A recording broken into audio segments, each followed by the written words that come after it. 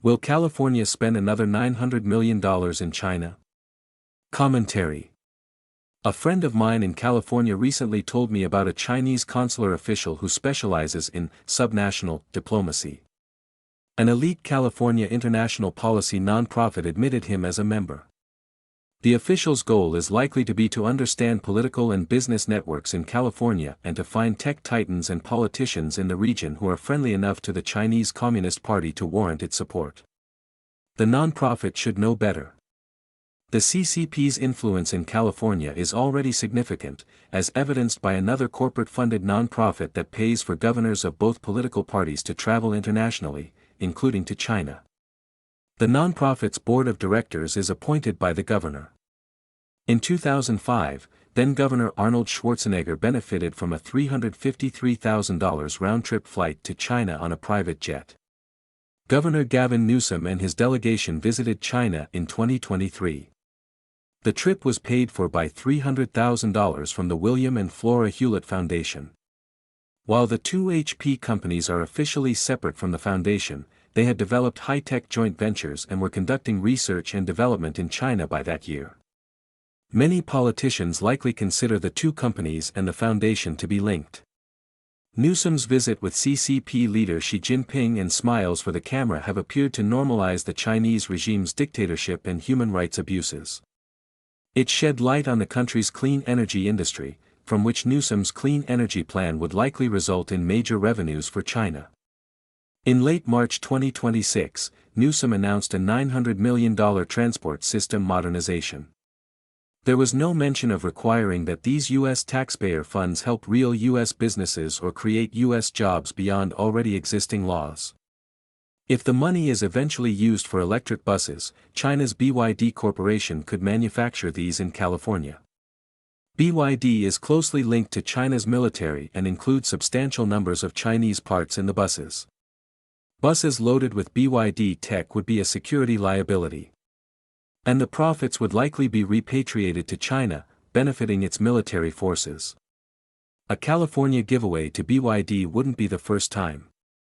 During the pandemic, Newsom agreed to a $990 million contract with BYD to purchase face masks. It was reportedly a secretive, no-bid giveaway to a company with approximately zero experience in making masks. The deal came under bipartisan criticism from California legislators, who were asked to foot the bill without seeing the details. Wouldn't it be better for California to be transparent about the details of its China purchases, or better yet, spend its tax money elsewhere? The cost of getting elected and obtaining international exposure is apparently Faustian, at least once in a while. During Newsom's successful 2018 run for state governor, his and his team's campaigns allegedly received tens of thousands of dollars from sources linked to the Chinese regime through its United Front Work Department. Another cost is the de-emphasis of human rights and democracy when dealing with Beijing. An accomplishments page from the governor's office for the 2023 visit did not mention human rights at all, which should be top of the agenda for anyone who believes in that and other American values like liberty, democracy, and the market system. But the page did repeat Chinese state media support for subnational cooperation. Promoters of subnational diplomacy argue that it is normal and purely economic. But the evidence detailed here suggests otherwise. Newsom's prize for the China trip may have been the CCP's support for him in 2024 when Joe Biden stepped down from his race for a second presidential term. China likely wants more exports to California, including exports with security vulnerabilities, even as it protects its own supply chains from dependence on U.S. imports. California's exports to China dropped from $18 billion in 2022 to $10 billion in 2025. California exporters are likely pressuring Newsom to reclaim some of these lost opportunities, even if it means more cozying up to the dictatorship. They are the same people who could donate to Newsom if he runs for U.S. president in 2028. The donations need not run through regime organs like the UFWD. That would attract too much attention. They can more easily and substantially flow through U.S. businesses, trying to curry favor in Beijing. The benefits for the CCP are immense compared to the paltry sums needed to keep politicians on side. California imported $76 billion from China in 2025, far more than it exported to China. California's trade deficit with China that year was $66 billion. So California is the customer relative to China and shouldn't look like such a supplicant in Beijing. Over the same period, 2022 to 2025, California's exports to Taiwan increased from $10 billion to $14 billion. Imports from Taiwan were only $63 billion, making the deficit far lower at $49 billion.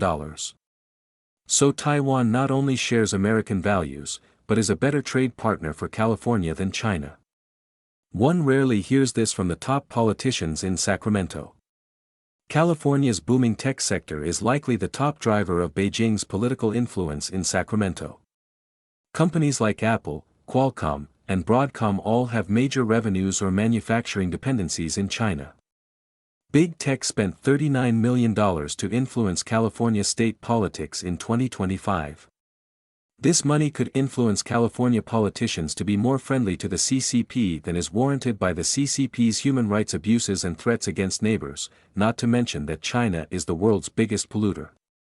It's hard to explain Sacramento's ethical compromises when it comes to China without looking at the campaign donations upon which our politicians depend for election. This U.S. conduit for foreign influence is a weakness in our democracy that needs to be fixed by new national legislation as soon as possible. California governors should be made aware in no uncertain terms by the federal government that the CCP is neither California's nor America's friend.